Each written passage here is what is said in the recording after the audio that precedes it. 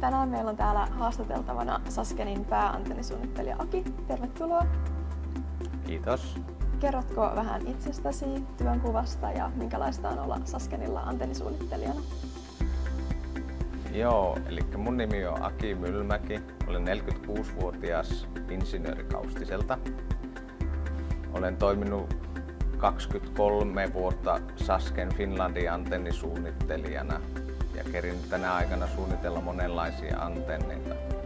Aloitin antennisuunnitteluuraani aikoinaan matkapuhelinantenneista ja sen jälkeen on tullut suunniteltua monennäköisiä antenneja aina RFID-antenneista isoihin antenniryhmiin, joita käytetään satelliittikommunikaatiossa.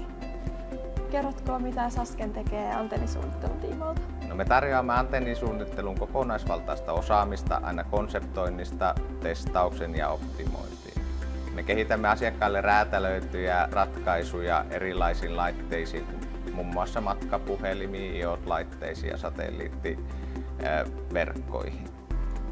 Mikä tyypillisesti on ongelmana, kun asiakas ottaa meihin yhteyttä? Joo, eli kaikista tyypillisin ongelma on se, että asiakkaalla on idea laitteesta, mikä meidän pitäisi suunnitella. Ja toinen mahdollisuus on, että heillä on jokin olemassa oleva laite, mihin he haluaisivat jonkinlaisia päivityksiä. Eli päivityksiä voidaan tehdä esimerkiksi siinä tapauksessa, jos halutaan uusia ominaisuuksia laitteelle, esimerkiksi päivittää 4G-modeemi 5G-modeemiin, tai sitten voi olla myös tilanteita, että asiakkaan laitteessa on vanhoja komponentteja, mitä ei enää ole saatavilla, ja ne pitää päivittää sitten uusiin. Ja kolmas tilanne on oikeastaan se, että asiakas on huomannut omassa laitteessa jotain vikaa, eli se ei toimi heidän toivomallansa tavalla, jolloin me ruvetaan sitten etsimään sitä vikaa sitä laitteesta. Millaisina ongelmina huono antennin toiminta näkyy sille asiakkaalle? No, kaikista yleisin ongelma varmaan on se, että laitteen kuuluvuus on huono. Eli yhteys pätkii, saattaa olla paljon virrankulutusta, mikä taas vaikuttaa patterin käyttöaikaan. Ne on ehkä ne yleisimmät antenniin liittyvät ongelmat. Miten tällaisia ongelmia lähdetään sitten purkamaan? No, ihan aluksi käydään läpi asiakkaan konsepti, miten tuote on alun perin rakennettu, että onko siellä ihan juuripohjaisia ongelmia. Ja sen jälkeen lähdetään mittaamaan laitetta ja nähdään se suorituskyky. Ja sen jälkeen koitetaan tehdä parannuksia ja ehdotetaan näitä parannuksia asiakkaalle, että voitaisiko näillä parannuksilla mennä. Ja siitä se vuorokeskustelu asiakkaan kanssa sitten lähtee. Entä uutta laitetta suunnitellessa, niin miten projekti etenee? Joo, eli kaikki lähtee oikeastaan niin kuin laitteen määrittelystä. Asiakkaalla on jonkunlainen vaatimuslista laitteelle. Ja sitten tämä vaatimuslista käydään asiakkaan kanssa läpi ja tutkitaan, että onko siellä semmoisia vaatimuksia, mitkä ei välttämättä ole mahdollista täyttää. Eli tämä vaatimuslista läpikäynti on aika tärkeä vaihe, koska pitää päästä asiakkaan kanssa yhteisymmärryksen loppulaitteen toiminnasta.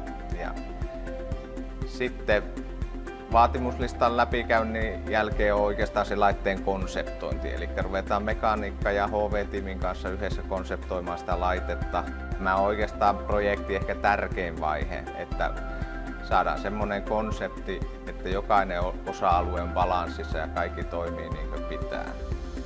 Ja sen jälkeen alkaa sitten tämä suunnitteluosuus konseptoinnin jälkeen, missä tehdään tarkempi suunnittelu. Ja tässä käytetään simulaattoria ja prototyyppien rakennusta apuna. Ja sitten tehdään tämmöinen koetuotanto. Ja koetuotannon jälkeen tehdään laitteelle mittaukset ja verifioidaan tulokset. Tarvittaessa tehdään hienoa säätöä ja tehdään uusi bildi. Ja tarvittaessa voidaan antaa myös tuotannon tukea, jotta tuote saadaan massatuotantoon jouhevasti. Tarvittaessa voidaan tehdä myös tuotannon testerit, joilla voidaan taata laitteiden laatu, jotka tulee tuotannosta ulos. Eli jokainen laite, joka tuotantolinjalta tulee, on 100% testattu ja se täyttää asiakkaan vaatimukset. Mitä lisäarvoa Sasken tuo verrattuna muihin toimijoihin?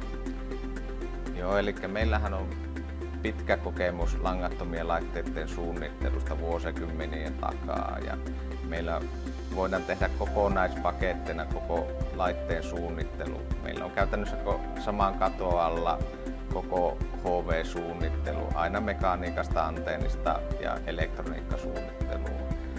Ja tämä mahdollistaa sen, että tuotekehitysprosessi on joustava ja pysyy aikatauluissansa. Ja se on ehkä se suurin etu, mikä meillä on moneen kilpailijan nähden. Mikä tekee antennien kehittämisestä haastavaa? Antennien suunnittelusta tekee haastavaa oikeastaan sama asia kuin kaikessa elektroniikkasuunnittelussa. Eli teknologia menee jatkuvasti eteenpäin, antennien määrä kasvaa valtavasti laitteissa ja niiden pitää toimia myös hyvin yhteen. Ja jatkuvasti mennään korkeammille taajuuksille, joka aiheuttaa myös omat haasteensa suunnitteluun. Mitä haasteita antennisuunnittelussa nämä korkeat taajuudet aiheuttavat? Varmaan kaikista suurin ongelma on isot ilmatievaimennukset. Eli mitä korkeammalle taajuudelle mennään, ilmatievaimennus kasvaa, mikä aiheuttaa sitten haasteita myös antennisuunnitteluun ja antennirakenteisiin. Eli monesti joudutaan käyttämään suuntaavia antenneita. Nykypäivänä käytetään elektrodisesti keilaavia antenneja korkeilla taajuuksilla. Ja tuotannon mielessä tuotannon toleranssit on erittäin tarkkoja, koska pienikin muutos antennin rakenteessa vaikuttaa antennin suorituskykyyn. Ja materiaalipuolella materiaalitarkkuudet, materiaalien suorituskyvyt, nämä kaikki vaikuttaa antennin loppusuorituskykyyn. Miten simulaatiota ja prototyyppejä hyödynnetään? No, simulaattori ja sitten prototyypit on ehkä ne kaikista tärkeimmät työkalut, kun tehdään konseptointia. Eli niiden avulla saadaan konsepti, voidaan arvioida tuotteen lopullinen suorituskyky jo hyvissä ajoin. Ja tämä säästää valtavasti kustannuksia loppusuunnitteluvaiheessa. Voidaan vähentää koetuotantopildejä ja myös suunnitteluprosessi nopeutuu näiden ansiosta. Miten tämä suunnitteluprosessi on muuttunut vuosien varrella? No, aikoinaan kun mä aloitin suunnittelu, oli ainoastaan kupariteippiä ja skalpeli, millä ruvettiin sitten veistelemään semmoisia antennimalleja.